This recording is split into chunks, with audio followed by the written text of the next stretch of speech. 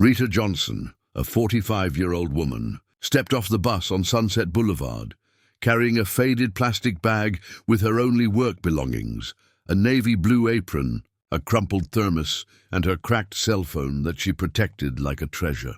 Her face was marked by the worries of the past 3 years, but her brown eyes still sparkled with a determination that even the pandemic couldn't completely extinguish. "Goodness, what a place this is," she murmured, observing the imposing mansions of Beverly Hills.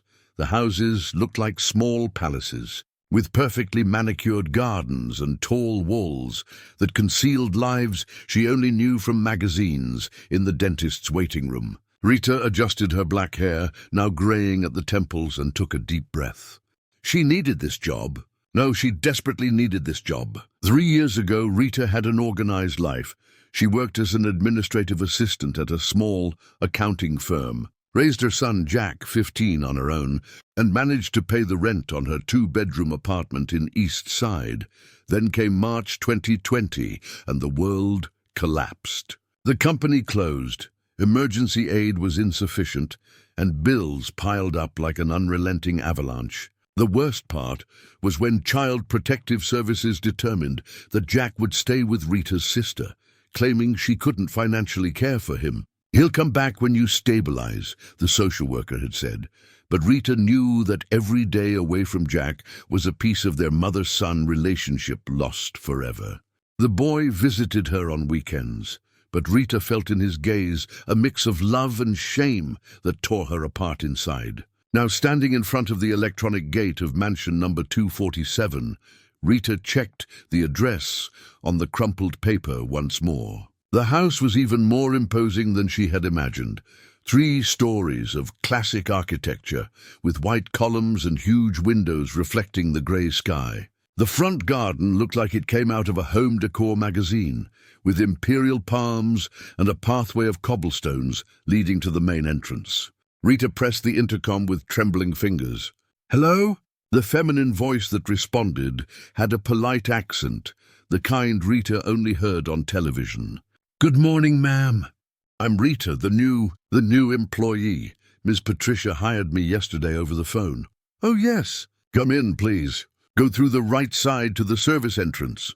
The gate opened with an electronic buzz, and Rita walked through the side garden, observing every detail.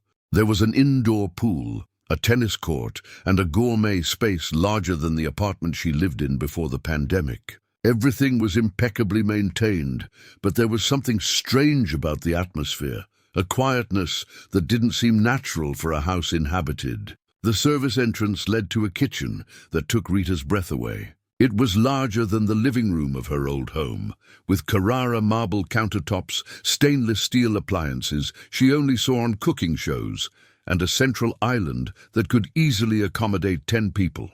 Everything was organized with military precision. Not even a cup was out of place. Rita, a blonde woman around 40, appeared at the entrance. She wore a beige tracksuit that cost more than the minimum wage and pristine white sneakers with no signs of wear.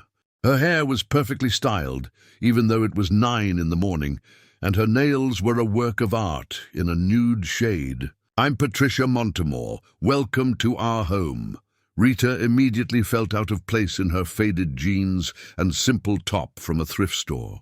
"Thank you very much for the opportunity, Ms. Patricia. You have no idea how much I need this job." Patricia smiled, but Rita noticed that the smile didn't reach her eyes. There was something tired, almost resigned, in her employer's expression. "Let's talk while I show you the house. I need you to understand some particularities of our family." They left the kitchen and entered the main hall, a space that resembled the lobby of a 5-star hotel. The high ceiling was dominated by a crystal chandelier that Rita estimated was worth more than a compact car. The walls were adorned with paintings that looked old and valuable, and a marble staircase with a golden railing led to the 2nd floor. "This house has 5 bedrooms, 7 bathrooms, a library, an office, a cinema room, and a wellness center in the basement," Patricia explained, walking with the upright posture of someone who attended prestigious schools. You will be responsible for cleaning and general organization, but the most important thing is that you understand we have a 7-year-old daughter who, well, let's say she is a special child. Special how, Miss Patricia? Rita asked, feeling a tightness in her chest. Whenever someone said a child was special, trouble was ahead. Patricia stopped in front of a family portrait hanging on the wall. In the photo, a man in a dark suit embraced Patricia, who held a small girl with brown hair and huge eyes. The child did not smile. She simply looked directly at the camera with an expression too serious for someone so young. Sophia is a very intelligent girl, but she has some behaviors that concern us. She spends a lot of time alone, talks to toys as if they were real people, and has a certain resistance to eating regular meals. We have consulted pediatricians, psychologists, nutritionists, Patricia sighed. They all say she is physically healthy, but you feel something isn't right, Rita completed, recognizing in her employer's voice the same anguish she felt when she realized Jack was suffering. Exactly. Patricia looked at Rita with a mix of hope and despair. My husband Edward travels a lot for work. He has business in Europe and she stays away for almost half the month. I have my social commitments. I preside over 2 NGOs and, well, sometimes I feel that Sophia needs someone who really sees her, you know? Rita nodded, fully understanding. That was what hurt the most about the separation from Jack, the feeling that he needed someone who truly understood him, who noticed when he was sad, anxious, or simply needed a hug. My mother-in-law, Mrs. Celeste, also lives here with us, Patricia continued. She is 72 years old and helps with Sophia when she can, but she lowered her voice. Celeste is still mourning her husband, who passed away 5 years ago. Sometimes she lives more in the past than in the present. They climbed the main staircase, and Rita noticed more strange details. Despite all the wealth and sophistication, the house had a melancholic air, as if it were a museum of a happy family that no longer existed. The carpets were thick and muffled any sound of footsteps. The hallways were wide, but they felt too empty. Sophia, Patricia called as they reached the second floor. Come meet Rita. For a few seconds there was no response. Then a door slowly opened at the end of the hallway, and a small girl appeared. Sophia had brown hair tied in 2 braids, wore a light pink dress, and black patent leather shoes. She looked exactly like in the picture, beautiful but with eyes too old for her age. Hi, the girl said, her voice almost a whisper. Rita crouched down to be at the child's level. Hi, Sophia. I'm Rita. I'm going to work here at home and I hope we can become friends. Sophia studied Rita for a long moment, tilting her head in a way that reminded her of a curious little bird. Do you have children? The question hit Rita like a punch in the stomach, but she kept smiling. Yes, I do. A boy named Jack. He's 15. Where is he? Rita felt Patricia shifting uncomfortably beside her, but decided to be honest. He is living with my sister for now, but he will be back home with me soon. Sophia nodded gravely, as if she perfectly understood the pain behind those words. My daddy doesn't really live here either. He travels a lot. Sophia, dear, Daddy does live here, Patricia quickly intervened. He just needs to travel for work. The girl shrugged and disappeared back into her room, closing the door behind her. Rita stared at the closed door, feeling that there was something very deep and sad about that child. Has she always been like this? Rita asked. No, Patricia admitted, going down the stairs again. When she was younger, Sophia was a normal child, talkative, playful, curious. But about 2 years ago, she started to change. First it was the nightmares, then the refusal to eat. And now these strange conversations. They returned to the kitchen, where Patricia showed Rita where the cleaning supplies were, explained the household routine, and detailed her responsibilities. But Rita barely paid attention. Her mind was on the girl with sad eyes hiding in her room and the strange feeling she had upon entering that house. There was something there that couldn't be seen, only felt. A presence that hovered over the family like a shadow. And Rita had the impression that her arrival at the mansion was no coincidence. Perhaps it was fate, perhaps it was necessity, but she was there for a reason that went far beyond simply cleaning a large house. When Patricia left for an appointment, leaving Rita alone to start her work, she stood in the middle of the gigantic kitchen, listening to the silence of the house. It was then that she heard, coming from somewhere upstairs, the soft sound of a child talking. Rita quietly climbed the stairs and stopped in front of Sophia's bedroom door. The girl was speaking, but no one was responding. "Yes, I know she seems nice," Sophia was saying. "But do you think she'll stay for long?" "The others never did." Rita pressed her ear against the door, feeling a shiver run down her spine. Who was Sophia talking to? Rita spent her first days in the mansion observing every movement, every routine, every whisper that echoed through the silent corridors. The house was a universe in itself. During the day, it functioned like a well-oiled machine, with each room fulfilling its specific purpose. But at night, it transformed into something completely different. It was as if the walls held secrets that only revealed themselves when the lights went out. Mrs. Celeste Montgomery was an elegant lady, with perfectly styled white hair in a low bun and dark clothes that she wore like a second skin. A widow for 5 years, she had been married to Anthony Montgomery, the patriarch of the family who built an empire in the import business. Rita discovered this on the second day when she found her in the library, flipping through old photo albums. 43 years of marriage, Mrs. Celeste said, without looking up from the yellowed photos. Her voice had a melancholic tone that seemed permanent. Anthony always said this house would only be complete when there were children running through the halls again. Rita was dusting the shelves filled with books when she paused to look at the photographs. In the old images, the mansion was bustling with life. There were garden parties, children playing in the pool, staff smiling as they served elaborate banquets. One photo in particular caught her attention. A middle-aged man embraced a dark-haired woman in a blue dress while a small child clung to his legs. "Who's that lady in blue?" Rita asked, pointing to the photograph. Mrs. Celeste's face immediately closed off. "Isabella Roberts. She was Edward's governess when he was little." She snapped the album shut with a quick motion. "A very special woman. She took care of this family for over 20 years. What happened to her?" "She passed away 10 years ago. Natural causes." Mrs. Celeste stood up, adjusting her black skirt. "But she left a deep mark on this house. Edward always said that Isabella was more of a mother to him than his own mother." Rita realized she had touched on a delicate subject and returned to her work. But the image of the woman in the blue dress lingered in her mind. There was something familiar about that face, even though she was sure she had never seen the photo before. It was on Thursday of the first week that Rita witnessed something that truly disturbed her. It was almost noon when she went upstairs to clean the rooms on the second floor. The house was silent. Mrs. Patricia had left for a meeting with the charity. Mrs. Celeste was resting, and Sophia should have been in her room doing homework with her private tutor. But when Rita passed by the girls' room, she heard something that made her stop immediately.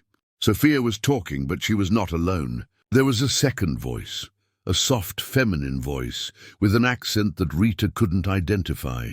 "Good girl, that's how it's done," the voice said. "Now add a little more basil, just like your grandma used to do." Rita frowned.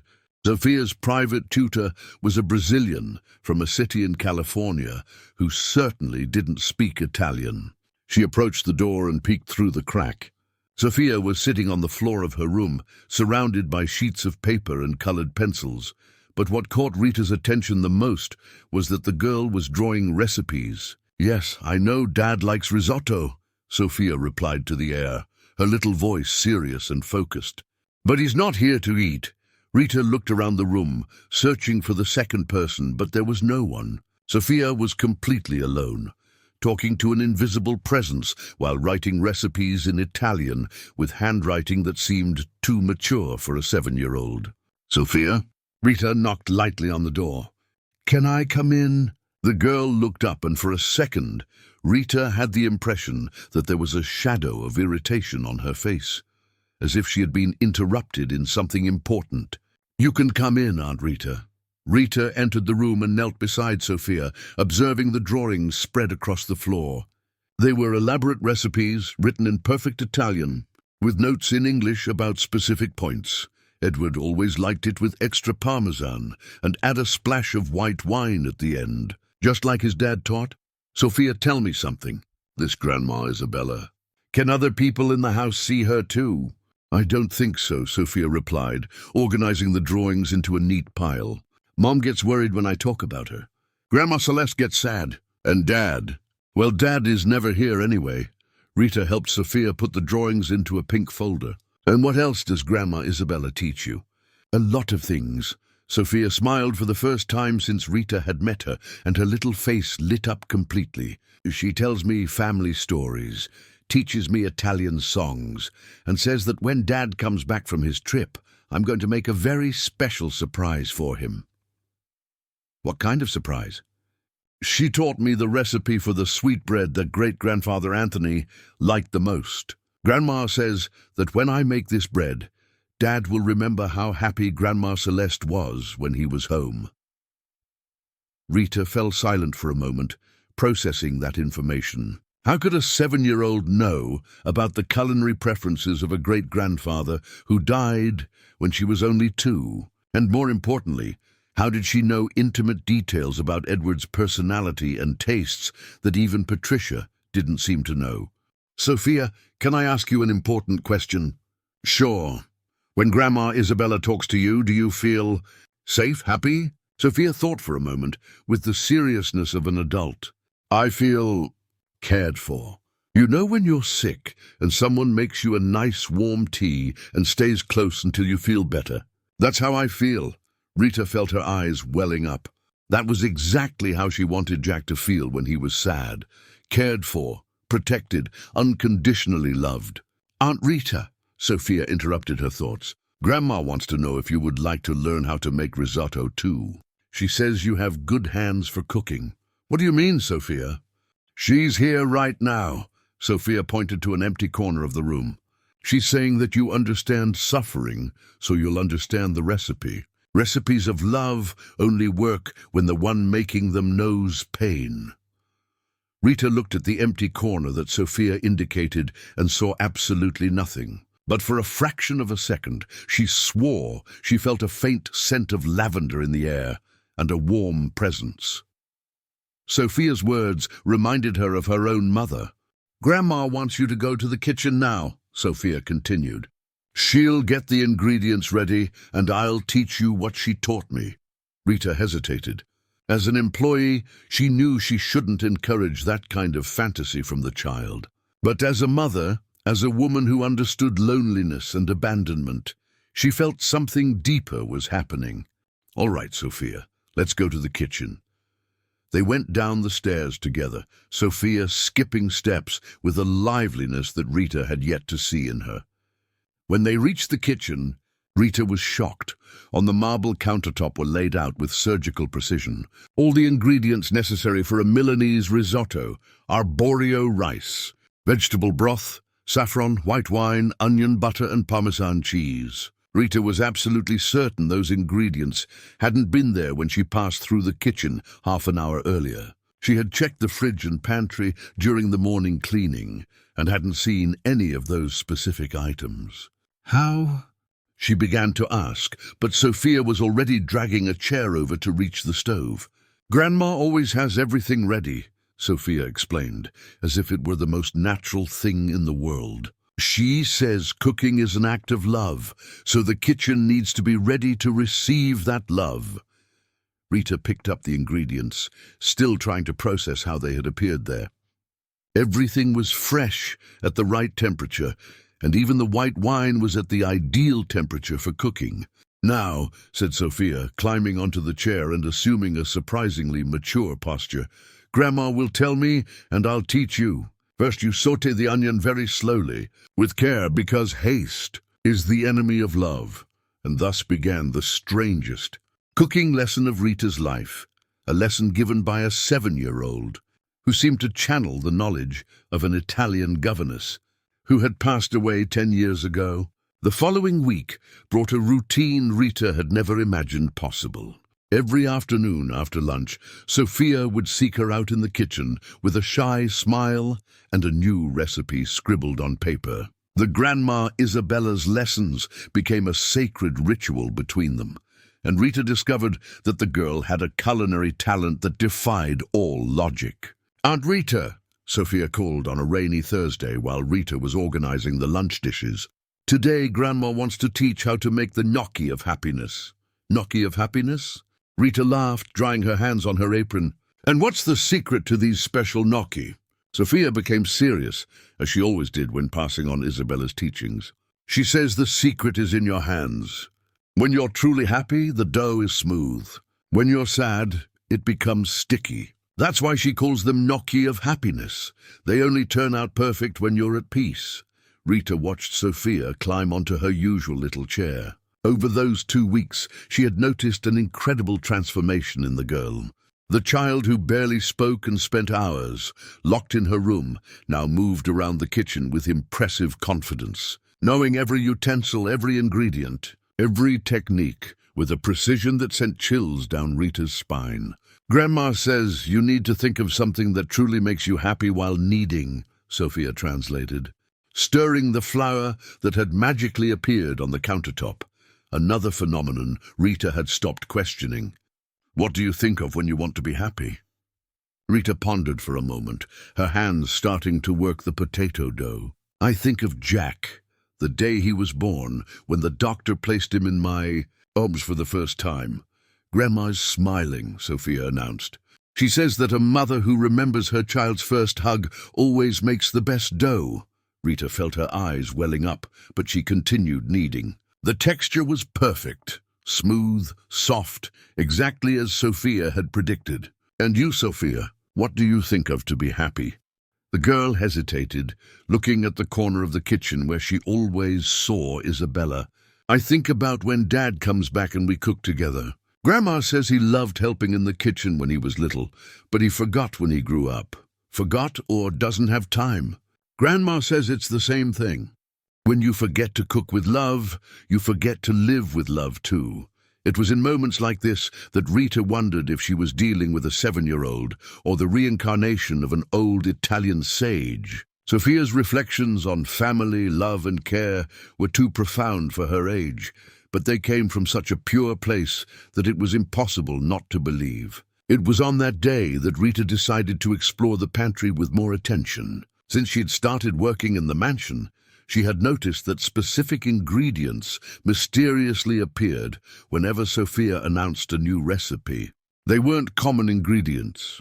Authentic saffron, imported Italian cheeses, special wines that weren't in the main cellar of the house. The mansion's pantry was the size of a small room, with shelves that went from floor to ceiling and an organization that Rita envied. Basic products were on the front shelves, but Rita had noticed there were deeper compartments, some even half hidden behind other supplies. "Sophia," she called as the girl finished shaping the gnocchi.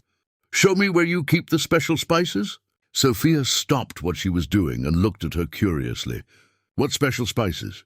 "That saffron that appeared yesterday, the pecorino cheese from Tuesday. Where does your mom keep those things?" "Mom doesn't keep them," Sophia replied naturally. "It's Grandma who leaves them." Rita felt that familiar chill run down her spine. "Sophia, can you show me where Grandma leaves the things?" The girl nodded and led Rita to the pantry. Inside, she pointed to a high shelf almost at the ceiling that Rita had never noticed before. "There," Rita climbed up. "But you'll need the ladder." Rita grabbed the ladder from the hallway and climbed up to the indicated shelf. At the back, hidden behind cans, was a secret compartment. When she opened it, her jaw dropped. Inside the compartment were dozens of glass jars filled with rare spices, vintage wines, special oils, and ingredients she had never seen in her life. Everything was perfectly preserved, with handwritten labels in Italian and English. The labels contained not only the name of the ingredient, but also specific usage instructions.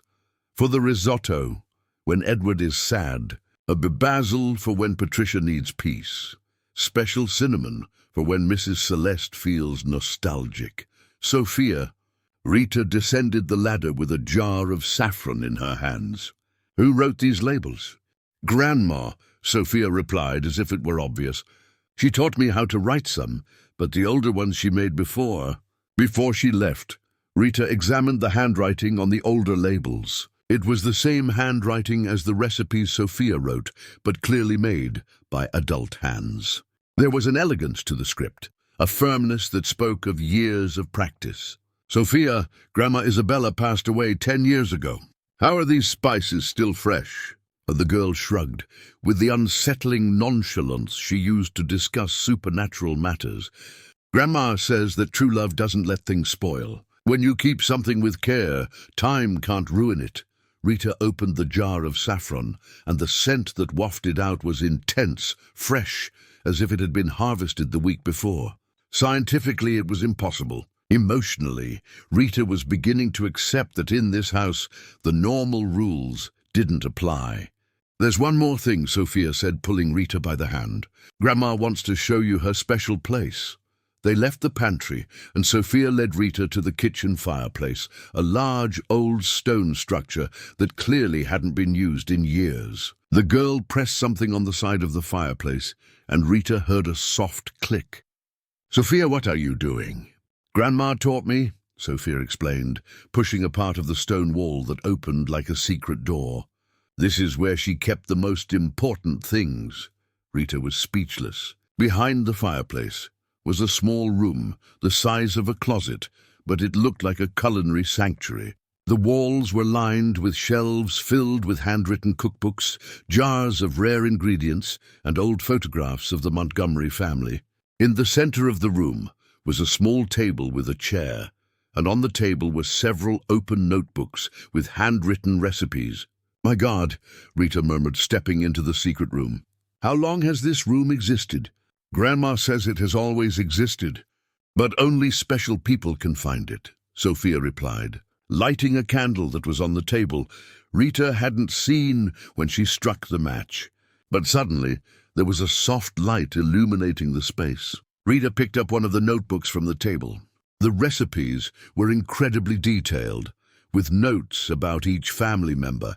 Edward likes food that reminds him of safety.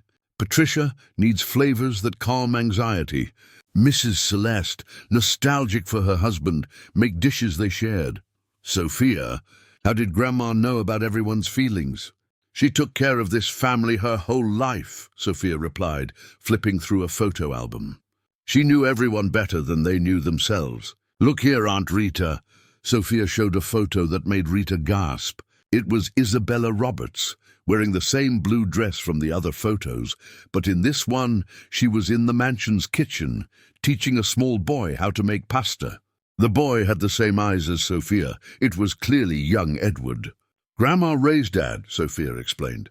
"When Great-Grandpa died, Grandma became his mother. That's why he forgot how to cook. When she died, he lost the connection to those memories." Rita continued flipping through the album and found something that disturbed her even more. There was an entire page dedicated to Sophia, photos of the girl as a baby, notes about her personality, her likes, her emotional needs. "Sophia, when were these photos of you taken?" "Our grandma always took photos," Sophia replied casually. "She said she wanted to keep all the family memories so she would never forget anyone." But Rita was looking at pictures of Sophia at 5 or 6 years old, photos that would have been taken years after Isabella's death. How was that possible? "Sophia," Rita knelt to be at the girl's level, "I need to ask you something very important, and I want you to be completely honest with me. You can ask. Are you sure you can see Grandma Isabella?" "Really?" Sophia looked at Rita with those big, serious eyes. "I'm sure. She's here right now, by the way. She's saying that you are finally ready to understand." "Ready to understand what?" Sophia smiled, a smile that seemed to carry centuries of wisdom. "That some people never truly leave, especially when someone needs them very much. And our family has always needed someone who knows how to care with love."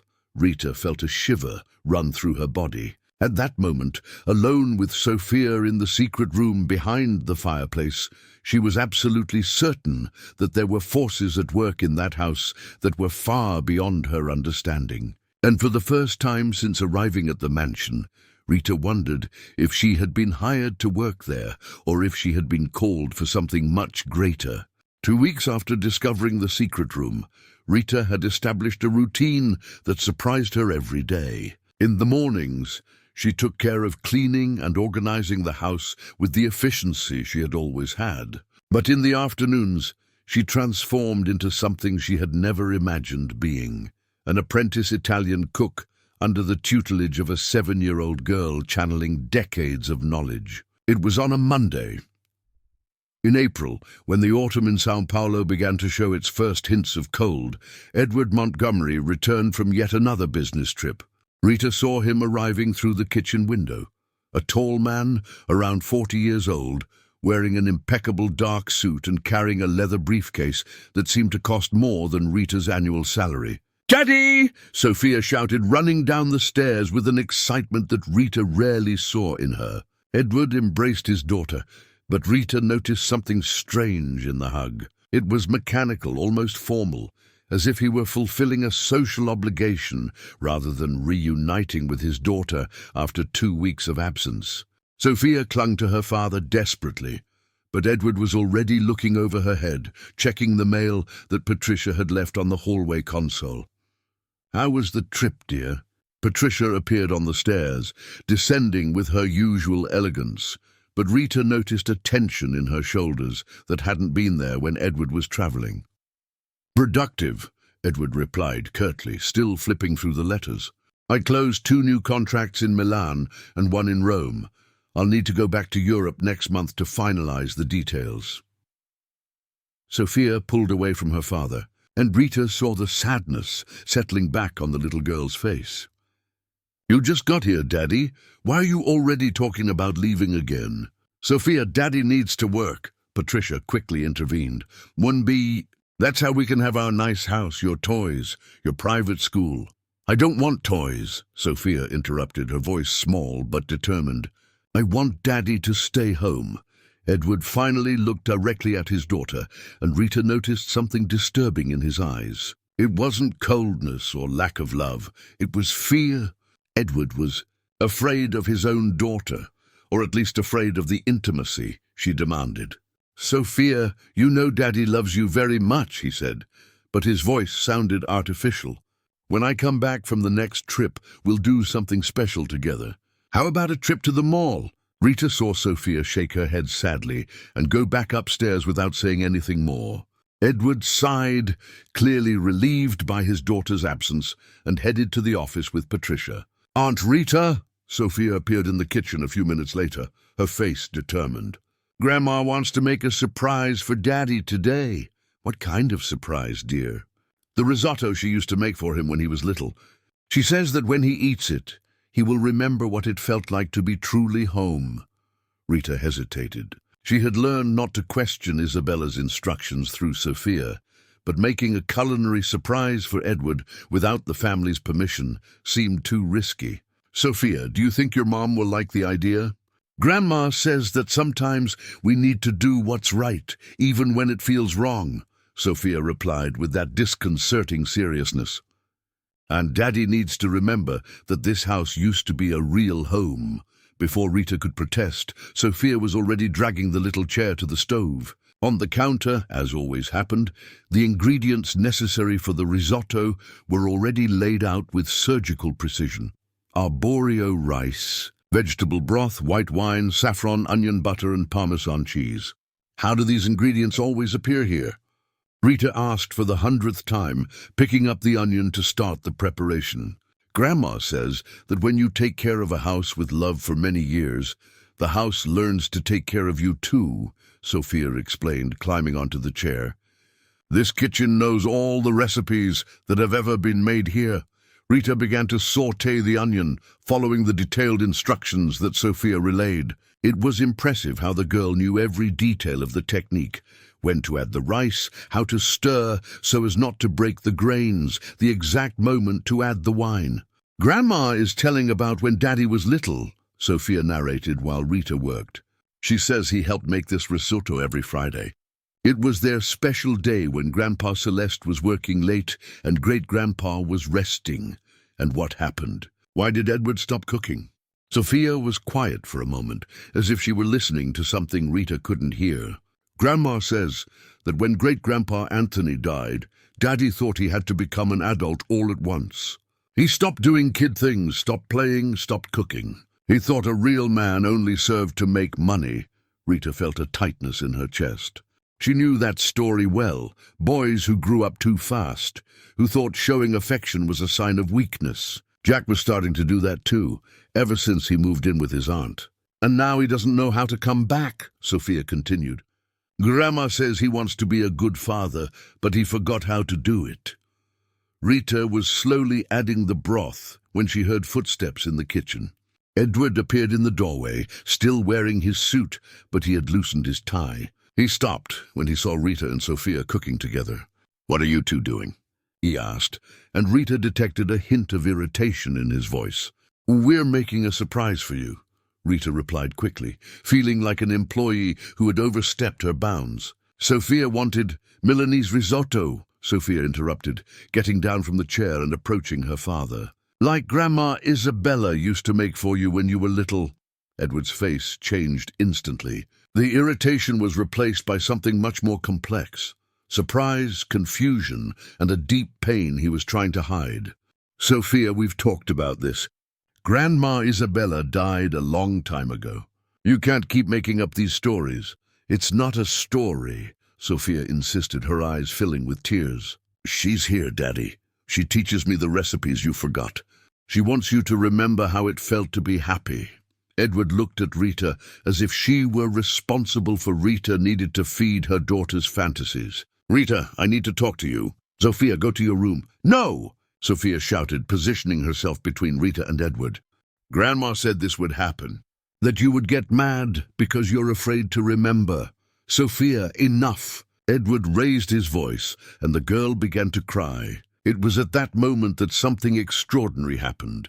The aroma of the risotto, which Rita had seasoned exactly as Sophia instructed, spread through the kitchen. It was a rich, complex smell that carried something more than ingredients. It carried memory. Edward paused in the middle of his reprimand, his nostrils flaring.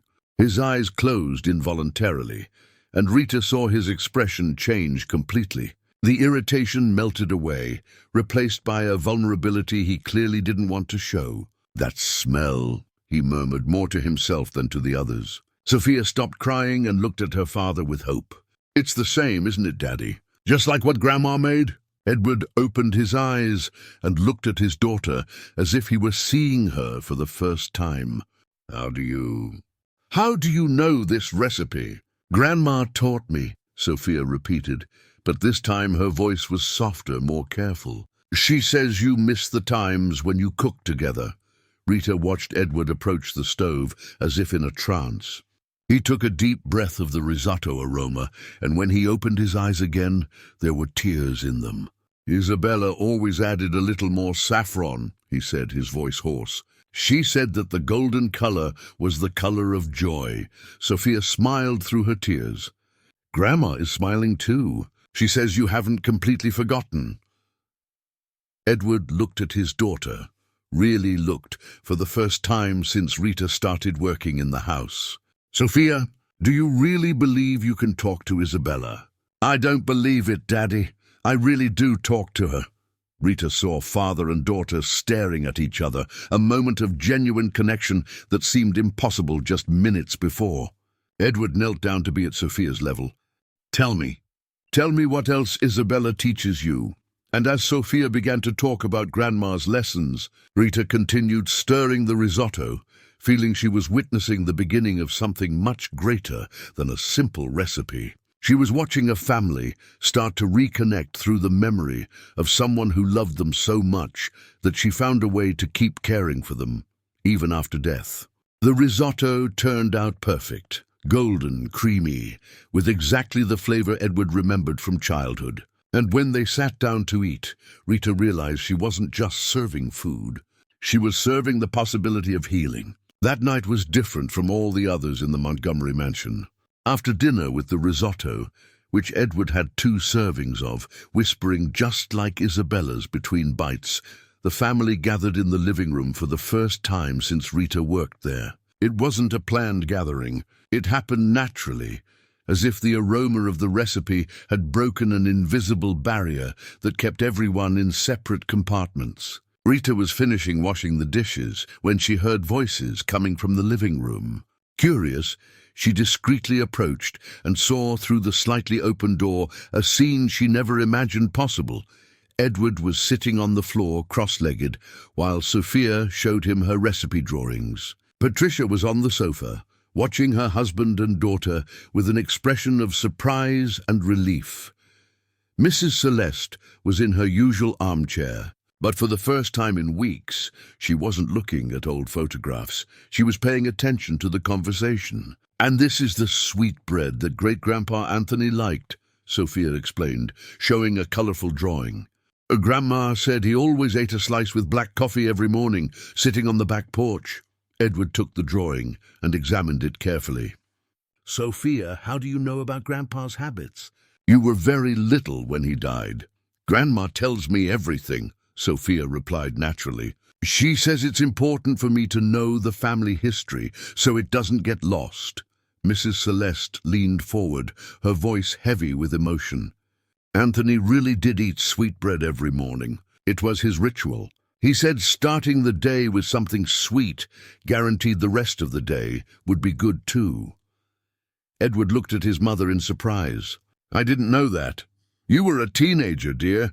Teenagers don't pay attention to their parents' rituals." Mrs. Celeste smiled sadly. "I should have told you these things after he died, but I was so lost in my own pain." "Grandma says shared pain becomes half the pain," Sophia interrupted, looking directly at her grandmother. "And that you, Grandma Celeste, still hold a lot of pain alone." Patricia shifted uncomfortably on the sofa. "Sophia, dear, maybe it's better not to talk about these sad things." "It's not sad," Sophia protested. "Grandma says that remembering fondly the people we love is how we keep them alive in our hearts." Edward was studying another drawing, a detailed illustration of a lasagna with specific notes about layers and seasonings. "Sophia, where did you learn about this lasagna?" "Grandma taught me. It was her special recipe for when someone in the family was sick or sad. She made it when Grandma Celeste cried for the children who died before you were born." The silence that settled in the living room was heavy. Rita saw Mrs. Celeste bring her hand to her chest, her eyes misting. How does she know about my other children?" Mrs. Celeste whispered. Edward turned to his mother, clearly confused. "What other children?" "I had 2 children before you," Mrs. Celeste admitted, her voice breaking. "Twins. They died when they were just a few months old before you were born. Your father and I decided never to talk about it. We thought it would be better." "Mom," Edward stood up and went to his mother's armchair. "Why did you never tell me?" "Did they tell you?" "It was a very painful time, Edward. Back then, people said it was better to forget, to move on, not to dwell on the past." Sophia approached Mrs. Celeste and gently took her hand. "Grandma says you never forgot them, that sometimes when you're alone you still talk to them." Mrs. Celeste began to cry silently. "How can a 7-year-old know these things?" "Not because Grandma Isabella took care of this family for 20 years, Sophia explained patiently. "She knew all the secrets, all the pains, all the joys. And now she wants you not to be afraid to talk about these things anymore." Rita felt she was intruding on a moment that was too intimate and decided to step back. But when she turned to leave, she bumped into a pot that made noise. Edward looked in the direction of the kitchen. "Rita, can you come here, please?" Rita entered the room feeling like an intruder, but Edward gestured for her to sit down. "You've been working here for almost a month," he said. "Have you noticed these peculiarities about Sophia?" Rita hesitated, choosing her words carefully. "Mr. Edward, I have seen that Sophia is a very special child. She has knowledge about cooking and about the family that is unusual for her age." "Unusual how?" "She knows complex recipes that I've never seen a child master. She knows details about each of you that seem to come from a very deep source of observation and affection." Patricia leaned forward. "Rita, do you believe her stories about Grandma Isabella?" Rita looked at Sophia, who was watching her with those big, confident eyes. Mrs. Patricia, I can't explain how Sophia knows the things she knows. But I can say that since I started cooking with her, following her instructions, you all seem closer, more like family. Grandma is here now, Sophia suddenly announced. She wants me to tell you about the secret of the library. Edward frowned. What secret of the library? Sophia stood up and began to walk toward the library, followed by the whole family. Rita followed behind, feeling she was about to witness something important.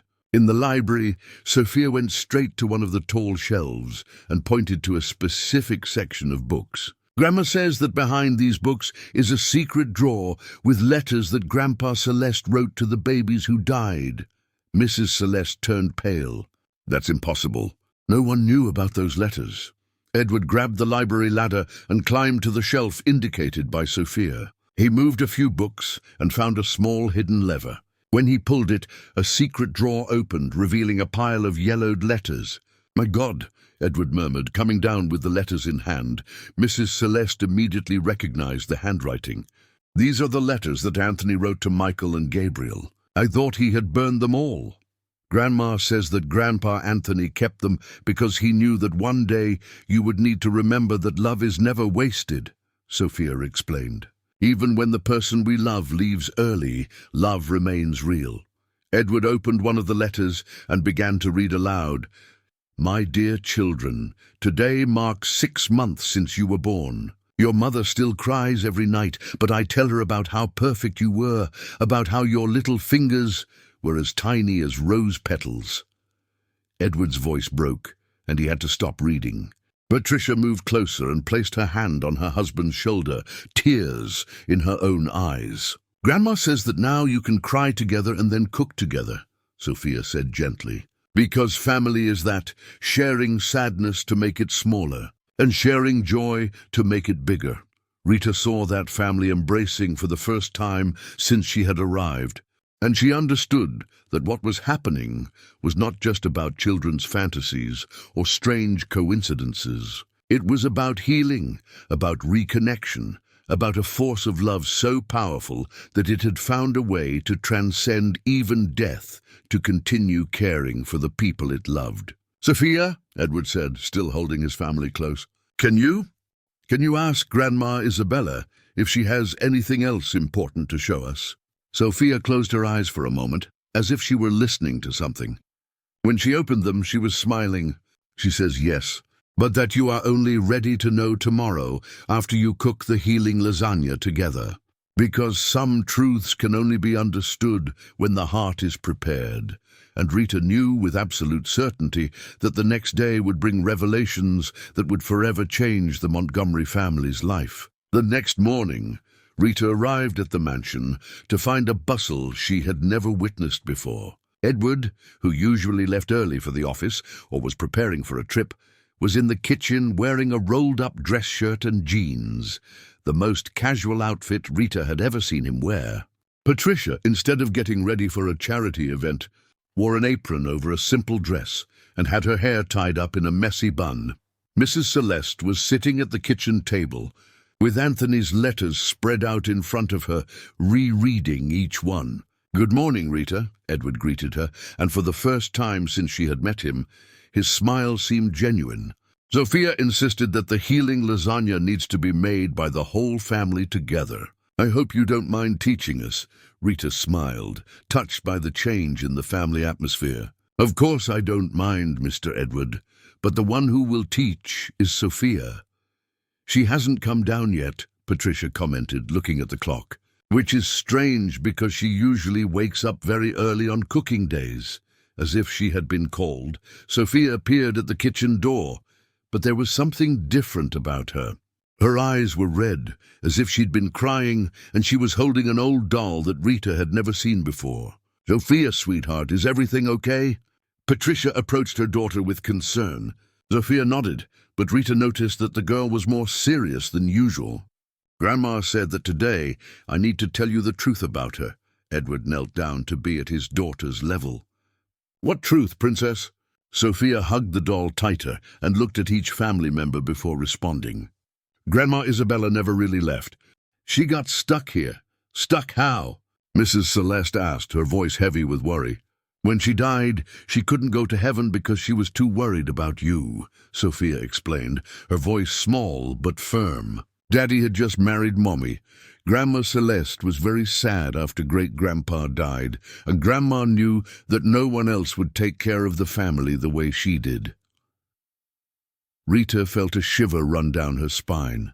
Sophia's explanation, though coming from a child, made a disturbing sense. So she made a choice, Sophia continued. She chose to stay and take care of the family, even though she no longer had a body to do so. Sophia, Edward said gently, people don't get stuck after they die. That doesn't exist. Grandma says it does, Sophia insisted. When someone loves very, very much, sometimes love is stronger than death. But she says that being stuck isn't good for her or for you. Patricia sat down next to Sophia. Why isn't it good, dear? Because you all forgot how to take care of each other on your own, Sophia replied, stroking the doll's hair. Grandma always took care of everything, so you never learned how to truly care. And she can't rest until you learn. Rita saw Edward and Patricia exchange a meaningful glance. It was true. Since Rita had been working there, she noticed that the family lived like polite strangers under the same roof, each dealing with their pain individually. And how do we learn? Edward asked, taking Sophia's question seriously for the first time. By cooking together, Sophia replied immediately. Grandma says that cooking is the simplest way to show love. When you prepare food for someone thinking about what makes that person happy, you are truly caring. Sophia got up and went to the fridge, where she started pulling out ingredients for the lasagna. As always, everything needed was there. Fresh cheeses that hadn't been in the fridge the day before, homemade tomato sauce that Rita was sure she hadn't seen before, fresh pasta that seemed to have been made that very morning. And Rita, Sophia called, Grandma wants each family member to make a part of the lasagna. That way everyone puts a bit of their love into the food. Rita nodded and began organizing the tasks. Mrs. Celeste, could you prepare the bechamel sauce? Mr. Edward, could you make the tomato sauce? Mrs. Patricia, could you take care of the cheese filling? And me? Sophia asked. You will coordinate everything and do the most important part, Rita smiled. You will season each layer with love. As the family began to work, Rita noticed something extraordinary happening. Edward, who was usually impatient and controlling, was attentively listening to Sophia's instructions on how to sauté the tomatoes. Patricia, who always seemed anxious and distant, was laughing while grating cheese as Sophia told her stories about Isabella, Mrs. Celeste, who often lived lost in melancholic memories, was focused on the present, stirring the bechamel with precision and telling Sophia about the recipes she made with Anthony. Grandma is very happy, Sophia announced as she helped Edward season the tomato sauce. She says it has been a long time since she saw you all cooking with real joy. Sophia, Mrs. Celeste stopped stirring the bechamel and looked at her granddaughter. Can I ask you a question? Sure, Grandma. Does Grandma Isabella suffer for being stuck here? Sophia hesitated, looking at a corner of the kitchen where she always saw Isabella. Sometimes she feels sad because she can't hug. You for real. But she says that taking care of the family she loves is what makes her happiest in the world, even so. And what needs to happen for her to be able to rest? Edward asked, surprising everyone with the seriousness of the question. You need to prove that you know how to be a real family without her, Sophia replied. You need to learn to cook together, to talk about feelings, to take care of each other when someone is sad. Rita was layering the lasagna when Sophia approached her with the doll in her arms. And Rita, Grandma wants you to know that you were brought here for a special reason. What reason, Sophia? You know what it's like to lose someone you love, Sophia explained. You understand Grandma Celeste's pain. You understand why Daddy is afraid to get close to people. You understand why Mommy hides in her charity work. And you know that true love sometimes means letting go.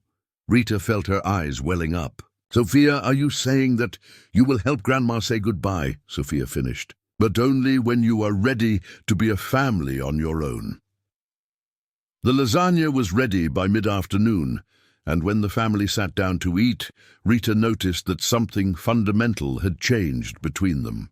Edward didn't check his phone even once during the meal. Patricia didn't talk about social commitments. Mrs. Celeste didn't look at old photographs. They really talked, about memories, about feelings, about plans for the future. "This lasagna tastes just like Isabella's," Mrs. Celeste commented, her eyes shining. "The flavor is exactly the same, because it was made with the same love," Sophia replied. "Grandma says that a recipe without love is just food. A recipe with love is healing." After dinner, while Rita washed the dishes, Sophia approached her again. "And Rita, Grandma wants to show you one last important thing.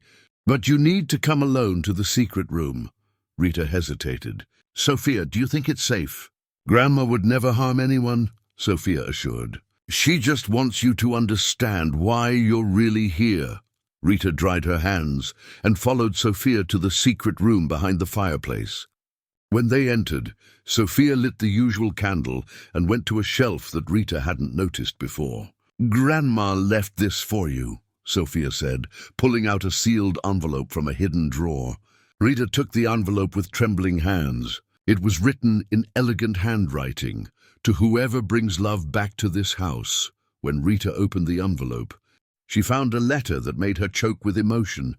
"Dear Rita, if you are reading this, it means my plan worked. I knew this family would need someone special to reunite, someone who understands the pain of separation, who knows the value of true love, who understands that sometimes taking care of someone means helping them grow and become independent. Thank you for taking care of my family as I would have. Now they are ready to learn to love on their own, and you are ready to receive what you deserve for your dedication.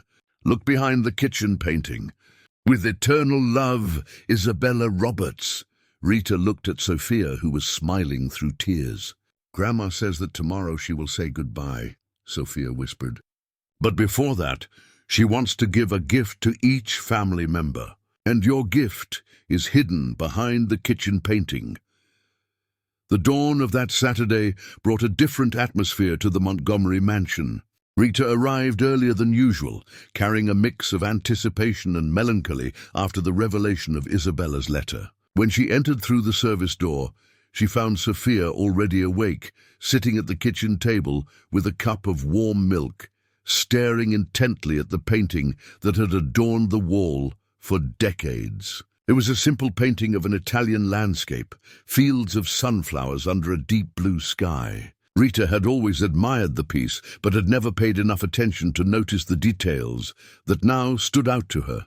A small white house in the right corner of the canvas, with a woman in a blue dress watering flowers in the garden. "Good morning, Sophia," Rita said softly, sitting next to the girl. "Couldn't sleep?" "Grandma woke me up early," Sophia replied, her voice heavy with mature sadness. "She said today is the day of goodbye and that she has important things to do first." Rita looked at the painting, feeling a strange energy emanating from it. "Sophia, do you want to help me find out what's behind the painting?" Sophia nodded gravely. Together, they carefully removed the frame from the wall. Behind it, there was a thick envelope sealed with red wax, and beside it a small golden key tied with a blue ribbon. Rita opened the envelope with trembling fingers and found documents that made her choke. It was the deed to a small property in the countryside of California, in a town called Sunnyvale, along with a bank account in her name with an amount that made her need to sit down. "My God," Rita whispered, rereading the document several times to make sure she wasn't dreaming. "Sophia, this can't be real." "Grandma said you would say that," Sophia smiled sadly. "But it is real. She saved money for 20 years, for when she needed to help someone special who would take care of the family as she did." At the bottom of the envelope, there was one last letter from Isabella. "Dear Rita, this small house in the countryside has been my dream, my whole life. I bought the land with my savings, but I never had time to build my happiness because I was too busy taking care of others' happiness. Now you can have the house I never had. You can have the stability you deserve, and you can have your son back. Use this money to start over, to study, to create the childcare program that I know you dream of having. You deserve all the happiness in the world. With eternal love, Isabella." Rita began to cry silently, clutching the documents to her chest. It was more money than she had ever imagined possessing, enough to ensure that Jack would come home, for them to have a decent life, for her to realize dreams she had buried during the pandemic. "Grandma is smiling," Sophia said, drying her own tears. "She says you will use this money to help other families too, that you have a big heart like hers." At that moment, Edward came down the stairs, already dressed for work, despite it being Saturday. He stopped when he saw Rita and Sophia embraced, crying together. "Is something wrong?" he asked, genuinely concerned. "Grandma left a gift for Aunt Rita," Sophia explained, showing the documents to her father. Edward read quickly and his eyes widened. "Rita, this is a considerable fortune. How is that possible?" "Isabella left very specific instructions in her will," a voice said behind them. It was Mrs. Celeste, coming down the stairs with Patricia by her side. "She created a trust fund to be managed by me, intended to help loyal family employees in times of need. But I never imagined she had left such detailed instructions on when and how to use this money." Patricia approached Rita, her eyes shining with tears. "Rita, Isabella chose you. Somehow, she knew you would be special to our family. But I still don't understand how she could write letters about me if she died before I worked here," Rita said. Sophia admitted, her mind still processing the magnitude of the gift. "Grandma always knew you would need someone like Aunt Rita," Sophia explained patiently. "She left the letters because she knew that when the right time came, the right person would appear." Edward sat next to Rita. "Rita, you transformed our family in just 2 months. You taught us how to talk, how to cook together, how to be a real family. And now," Sophia said, her voice becoming more serious, "Grandma has gifts for each of you too." Before she leaves, the family gathered in the living room, just as they had the night before. Sophia went to each person, carrying the old doll that Rita discovered was a relic from Isabella herself. "Dad," Sophia addressed Edward first, "Grandma wants you to have this." She handed Edward a small, handwritten recipe book.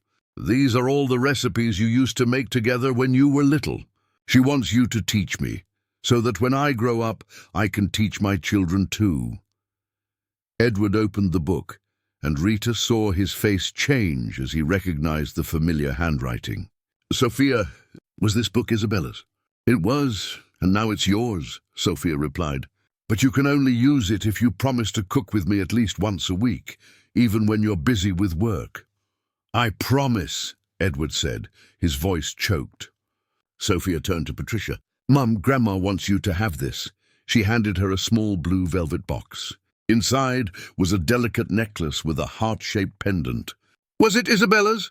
Patricia asked, touching the necklace with reverence. "It was the necklace she wore on her first day working here," Sophia explained. "Grandma says you need to remember that your heart is big and that you don't need to hide behind charity work to prove you're a good person.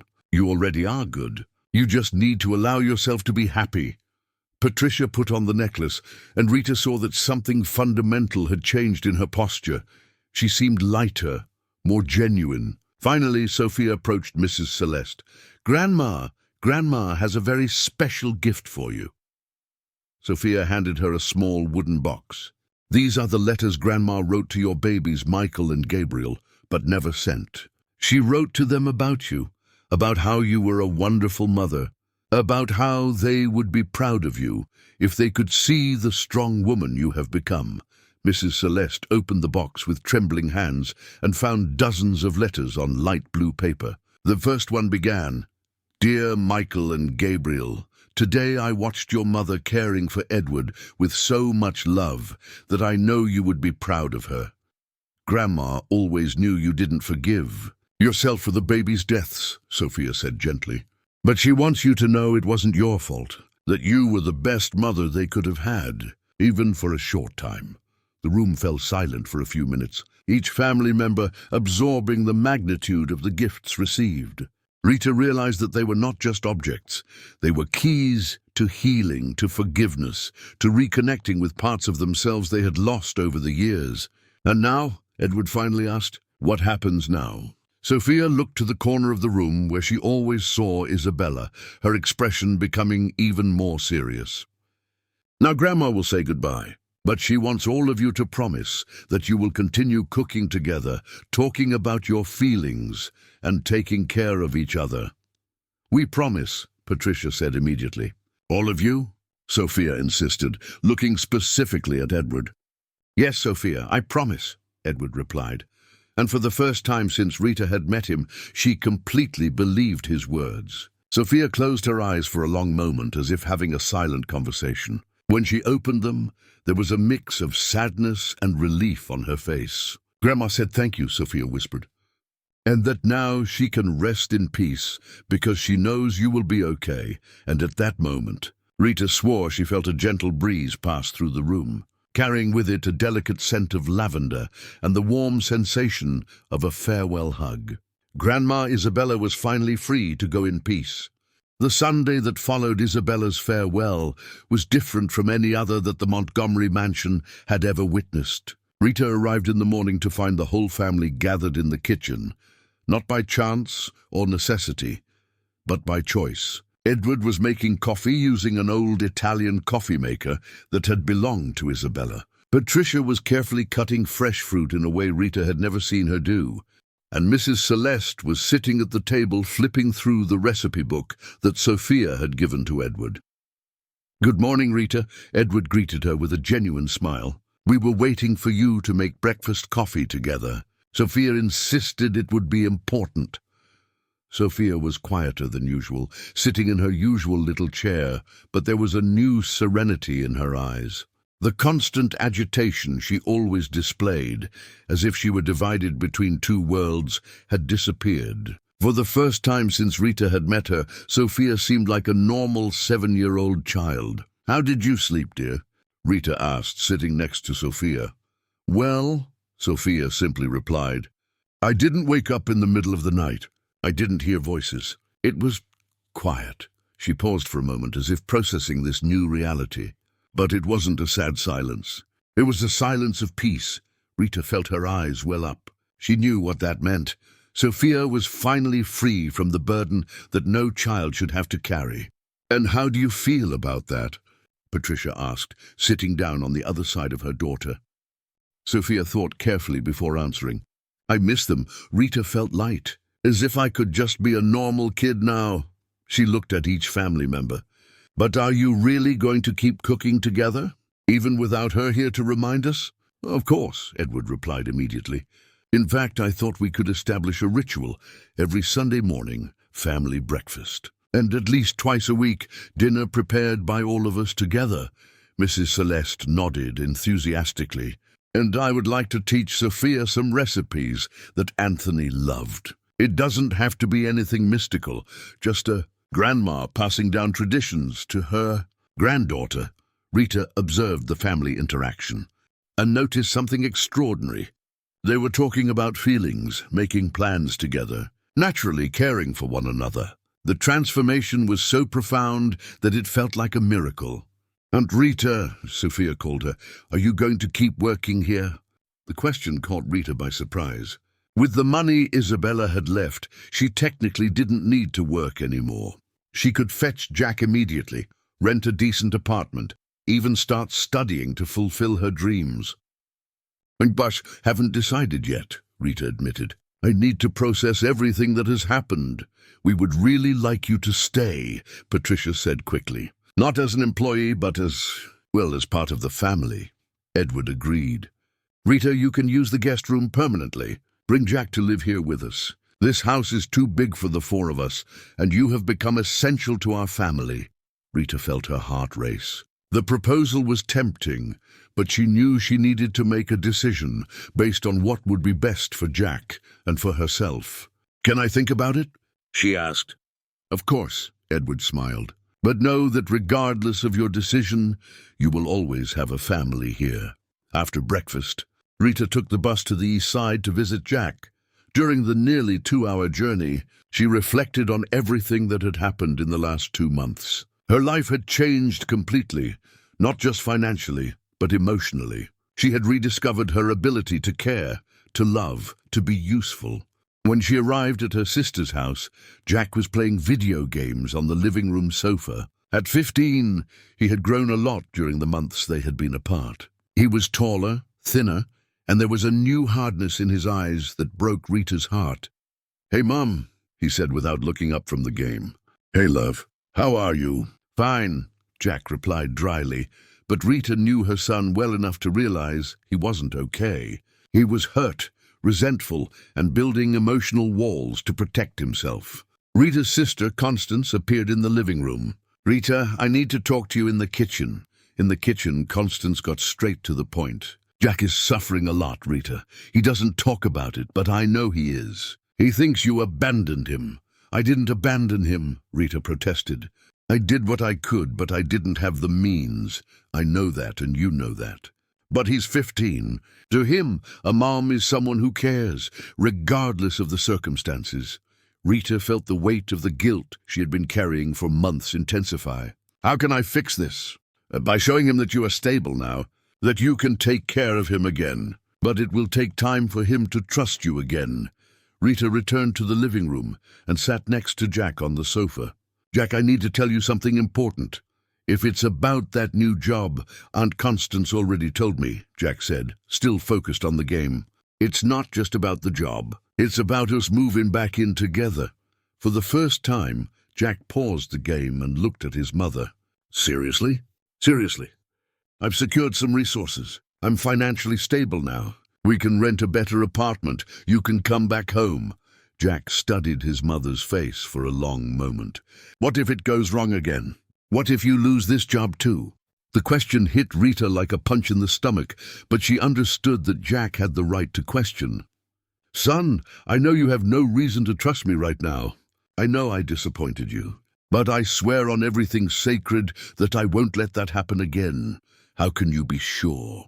Rita took a deep breath and told Jack the whole story, about the Montgomery family, about Sophia, about Isabella, about the inexplicable gifts, about the transformation she had witnessed and experienced.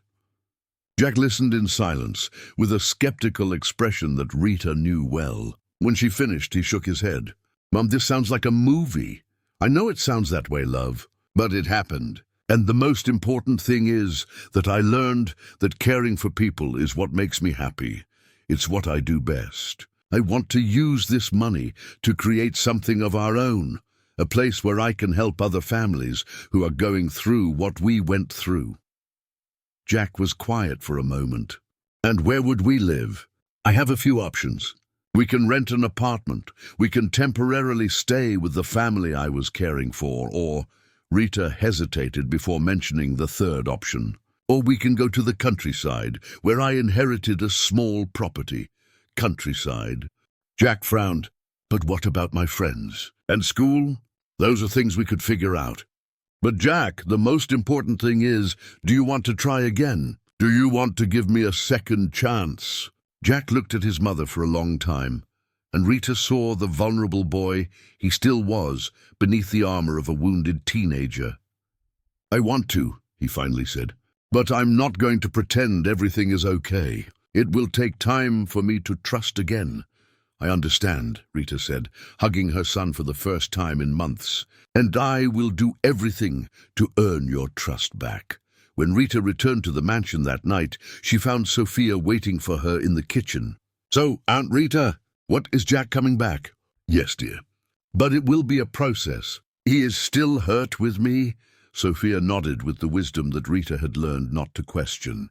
"Sometimes when someone we love leaves, even if it's not their fault, we become afraid to love again.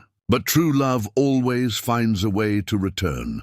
Rita hugged Sophia, feeling immense gratitude for everything that extraordinary child had taught her about family, love, and healing. "Sophia, would you help me think of a name for the project I'm going to create? A place where I can help other families like I helped you." Sophia smiled. "How about Isabella House? That way Grandma can keep taking care of families forever." Rita felt it was the perfect name. Isabella House would be the legacy of love that connected the past with the future, transforming pain into purpose and loss into hope. 3 months after Isabella's farewell, life had reorganized in a way Rita had never imagined possible. Jack had moved back to live with her in the apartment they rented in Beverly Hills, a simple but cozy 2-bedroom place where she could be close enough to the Montgomery family to maintain the bond created, but independent enough to rebuild her own life. The relationship with Jack was slowly healing, like a deep wound that needed time and care to heal properly. They had established their own rituals. Every Thursday they cooked together, simple recipes that Rita had learned from Sophia, but that carried the same love and intention of healing. Jack was still cautious with his feelings, but Rita noticed small signs that trust was returning. He had started to talk about school, about friends, about plans for the future. "Mom, are you sure you want to leave São Paulo?" Jack asked one Sunday morning while they had breakfast in the small kitchen of the apartment. Rita had spent the last few weeks planning the move to a small town in California, where Isabella had left the property. Her idea was to transform the place into Isabella House, a support center for families in social vulnerability, where mothers like her could receive psychological support, professional training, and most importantly, learn that caring for a family was an art that could be taught and shared. "Jack, I know it's a big change," Rita replied, pouring more juice for her son. "But I feel it's what I need to do, and you don't have to decide now. You can come with me to try it out for a semester, and if you don't like it, we can come back." "And the wealthy family? You won't see them anymore?" Rita smiled. The way Jack referred to the Montgomerys as the wealthy family still carried a tone of resentment, but she sensed it was more out of jealousy than real anger. "I will still see them. In fact, they want to help with the project," and it was true. Edward had offered to use his business contacts to secure donations and partnerships. Patricia wanted to apply her experience in NGOs to help with the legal structure of the project. Mrs. Celeste had insisted on donating some of her old furniture to furnish the house. And Sophia had asked to go along. "Aunt Rita," Sophia had said the week before, when Rita went to dinner with the family, "can I go live at Isabella House with you? At least during the holidays?" The question had surprised everyone. Patricia looked visibly shaken, and Edward seemed concerned. "Sophia, dear, you have your life here," Patricia had responded. "Your school, your friends, but I want to help Aunt Rita take care of other families," Sophia insisted. "Grandma taught me so many things. It would be a waste not to use that knowledge to help others." Edward and Patricia had asked for time to think, and Rita respected their decision. She knew that for Sophia, Isabella House represented more than just a project. It was the continuation of a purpose she had carried alone for so long. It was on a Thursday that Rita received a call that would change everything. It was from a social worker in a small town in California, talking about 3 families that were in emergency housing situations in the town. "Ms. Rita, we learned about your project through Mr. Edward Montgomery," the social worker explained. "We have a mother with 2 small children who lost her home in a fire, a grandmother who is raising 4 grandchildren alone, and a Venezuelan family that just arrived here and has nowhere to go. Do you think you could help?" Rita felt her heart race. This was exactly what Isabella House would be for. "Of course. I can go there by the weekend to assess the situation." "Mom, can I go with you?" Jack asked, surprising Rita. "Do you really want to?" "I want to see this town, to see if it's as nice as you say." On Saturday, Rita and Jack took the used car she had bought with part of Isabella's money, a reliable used Corolla, and drove to the small town in California. The 2-hour trip was filled with conversations they hadn't had in a long time. Jack talked about school, his desire to study psychology, and how the experience of living apart from his mother had helped him understand his own feelings better. "Mom, can I ask you something?"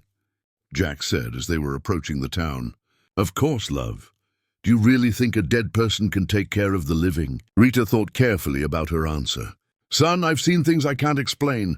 But I think the most important thing isn't whether Grandma Isabella was really there or not. The important thing is that a family learned to love each other again, and that I learned I have a greater purpose in life. And what if it's all just coincidence? Then those were the most extraordinary coincidences in the world, Rita smiled. But do you know what I learned? Sometimes it doesn't matter if it's coincidence or miracle. What matters is what you do with the opportunity you receive. When they arrived in the small town in California, Rita immediately fell in love with the place. It was small, surrounded by green mountains, with quiet streets and a countryside air that made her breathe more deeply. Isabella's property was located in a rural area of the town, in a large old house that needed renovations, but had a welcoming energy that Rita recognized instantly.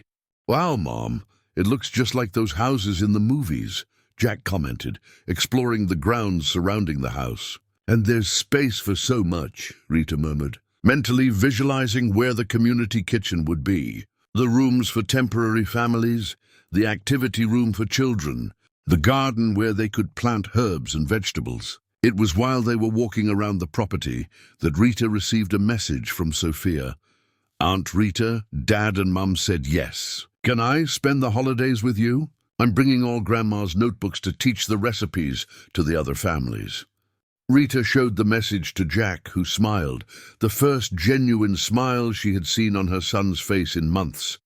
"I think it will be nice to have Sophia here," he admitted. "She's quirky, but she's cool."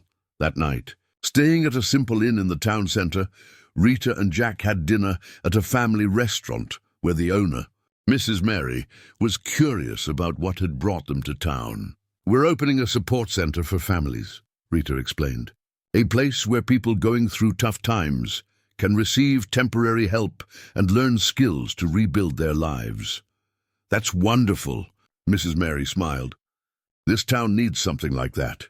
Since the pandemic, many families have been struggling. Do you know anyone who could help us with the project?" Jack asked, surprising Rita with his interest. "I know several people. My brother is a carpenter. My sister-in-law is a seamstress. I have a friend who is a retired teacher. Good people who love to help." Rita felt she was in the right place at the right time. Isabella House would not just be her project. It would be a community effort where people who understood pain and hardship would come together to help others in the same situation. "Mom," Jack said as they were heading back to the inn, "I really think I want to live here. At least to try. Are you sure?" "I am, I think. I think here we can really start over. Be a real family again." Rita hugged her son, feeling that they were finally on the right path.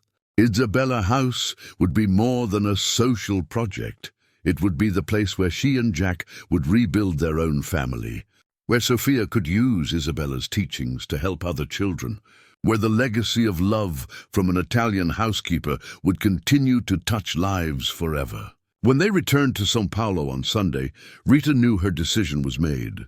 It was time to move to the small town in California and start the next chapter of her life. A chapter that would be written with hands preparing food, with open hearts to welcome needy families, and with the certainty that true love never dies. It only transforms into new ways of caring and being cared for. 6 months later, on a sunny November morning, Rita was in the kitchen of Isabella House, preparing breakfast for the 15 people who now lived temporarily on the property. The aroma of homemade bread mixed with the smell of fresh coffee, creating a homey atmosphere that warmed her heart. Through the window, she could see Jack teaching soccer to the Venezuelan children in the makeshift field he had helped create. At 16, her son had transformed into a responsible and empathetic young man who spoke basic Spanish and dreamed of studying psychology to work with refugee families. "Good morning, Aunt Rita." Sophia's cheerful voice echoed through the kitchen. The girl, now 8 years old, had spent all her school holidays at Isabella House and had become the little cooking teacher of the project. Her grandma's classes were famous among the children in the house, who learned not only to cook, but also about the importance of preparing food with love and care. "Good morning, dear. How did you sleep?" "Great. I dreamed about Grandma Isabella," Sophia said naturally, but Rita noticed that there was no longer the supernatural intensity of before. Now they were normal dreams, affectionate memories of someone she had loved dearly. She was smiling and said she was proud of everything we've accomplished here. Rita smiled, drying her hands on the apron that had become her trademark. Isabella House had become much more than she had ever imagined. With Edward's help, who had used his contacts to secure government and private funding, the project now served not only families in housing vulnerability, but also offered professional training courses, psychological support, and a family farming program that was already providing food for other institutions in the region. Sophia, can you help me wake everyone up? We have reporters visiting today, remember? Isabella House had caught the attention of local and national media. The story of a housekeeper who created an innovative family support center based on the philosophy that caring with love transforms lives had touched many people. Rita had been invited for interviews, lectures, and even to advise other similar projects across the country. One by one, the families came down for breakfast. There was Maria, the Venezuelan mother of 3, who now worked as an administrative assistant at the city hall and was saving to rent her own house. Mrs. Teresa, the 60-year-old grandmother, who was raising 4 grandchildren on her own and had learned to make artisanal cakes that she sold at the town market. The 12-year-old twin brothers who had, after losing their parents in an accident, they now lived with their aunt, but spent their afternoons at Isabella House participating in the tutoring program that Jack had helped create. Everyone, Rita announced when everyone was gathered, today some people are coming here to see our work. I want you to feel free to share your stories if you wish. But remember, you are not just beneficiaries of this project. You are part of the family that builds this place every day. The first visitor of the day was unexpected. Edward, Patricia, and Mrs. Celeste arrived in a rented van, bringing new furniture for the project, and news that left Rita emotional. Rita, Edward said, helping to unload an industrial refrigerator, we've decided to move our base of operations here. What do you mean? Patricia approached beaming. We are moving to a small town in California. Edward will open a regional office here. I will coordinate a branch of my NGO specifically focused on family support. And Grandma Celeste wants to invest in creating a craft cooperative with the women in the area. Rita was speechless. Are you sure about this? More than sure, Mrs. Celeste smiled. This town, this project, you all have taught us that family is not about blood or money. It's about choosing to care for each other every day. Sophia ran to hug Rita. Does this mean I can stay here all year, study at the town school and keep teaching cooking classes? If your parents agree, Rita replied, looking at Edward and Patricia. We've already decided, Edward said. Sophia will study at the municipal school, but will continue to be our daughter and an integral part of this project. We want her to grow up understanding that privilege is a responsibility, and that the best way to honor what we have is to share with those in need. The second visit was from the news team of a local news network, which was doing a special report on innovative social projects in California. Rita had been nervous for weeks thinking about the interview, but when the reporter arrived, she felt surprisingly calm. Mrs. Rita, the journalist asked, as the cameras captured the natural movement of the house, what is the secret to the success of Isabella House? Rita thought for a moment, watching Jack teach one of the Venezuelan boys how to play chess, Sophia helping Maria prepare stuffed tortillas in the kitchen, and Grandma Celeste teaching cross-stitch to some women in the living room. There is no secret, she finally replied. There is only the certainty that every human being needs to feel cared for, valued, and part of something greater than themselves. Here no one is just a beneficiary or just a volunteer. Everyone cares and is cared for. Everyone teaches and learns. And how do you explain what motivated you to create all of this? Rita smiled, remembering the question Sophia had asked months ago. Did it matter if Isabella had been real or not? What mattered were the concrete results of love that experience had produced. I learned from a very special family that true love does not end when someone leaves. It transforms, finds new ways to exist, multiplies when shared. Isabella House exists because a person who has already passed was able to teach us, the living, how to care better for one another. The reporter seemed intrigued. Could you explain this philosophy further? I can show you, Rita replied, leading the team to the kitchen. Sophia, can you explain to this aunt here how our cooking classes work? Sophia, without any shyness, began to explain how each recipe carried a lesson about care, patience, and generosity. How cooking together created bonds. How preparing food with the thought of making someone else happy was a way to show love. Grandma Isabella taught me that the kitchen is the heart of the home, Sophia said, stirring a pot of soup that would feed the entire Isabella House family at lunch. And when you cook with the intention of making someone happy, the food tastes like love. The journalist looked at Rita. And who is this Grandma Isabella? A woman who taught my family that caring for others is the most beautiful way to live, Sophia replied, before Rita could speak. She passed away a long time ago, but her love lives on here, in every recipe, in every hug, in every person we help feel at home. The report aired 3 weeks later on an edition of a popular show, and it resonated throughout the country. Rita began receiving calls from people wanting to replicate the model of Isabella House in their towns, from business people wanting to support the project, from politicians interested in creating public policies based on the methodology she had developed. But for Rita, the greatest recognition came one December afternoon, when she was preparing the Christmas dinner for Isabella House. Jack approached her in the kitchen, now a 17-year-old tall and mature young man who had just been accepted into the psychology program at the local university. "Mom," he said, helping her season the turkey, "I want to thank you." "Thank you for what, son?" "For teaching me that losing is not the end of the world, that sometimes we need to lose everything to discover what really matters." Rita stopped what she was doing and looked at her son, her eyes welling up with tears. "When you lost your job and I had to move in with Aunt Constance, I thought our family was over," Jack continued. "But now I understand that our family didn't end.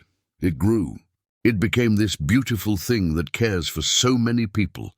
Rita hugged her son, feeling that she had finally completed the journey she had started 2 years earlier, when she accepted a job in a mansion in Beverly Hills.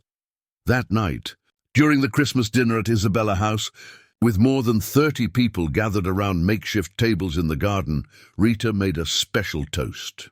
"I want to toast to Isabella Roberts," she said, raising her glass of grape juice. "A woman that I never met in person, but who taught me that true love always finds a way to continue caring for the people who matter. To Grandma Isabella," Sophia shouted, and all the children repeated the toast. "To the family we choose," Edward added. "To the love that multiplies when shared," Mrs. Celeste added. "To Isabella House," everyone said in unison. And as Rita looked around the table, seeing faces of different ages, nationalities and stories, all united by the simple desire to care and be cared for, she was certain that Isabella was there in some way, not as a supernatural presence, but as a living legacy of love that would continue to spread through every person who passed through Isabella House, and took with them the certainty that family is not about blood or money. Family is about choosing every day to care for one another with the same affection with which a special meal is prepared for a loved one. Leave your like, subscribe to the channel, activate the notification bell, and if you watched until here, comment, "I watched until here," and share your opinion about this story. Oh, and don't forget to watch the next video that appears on the final screen. It's very exciting.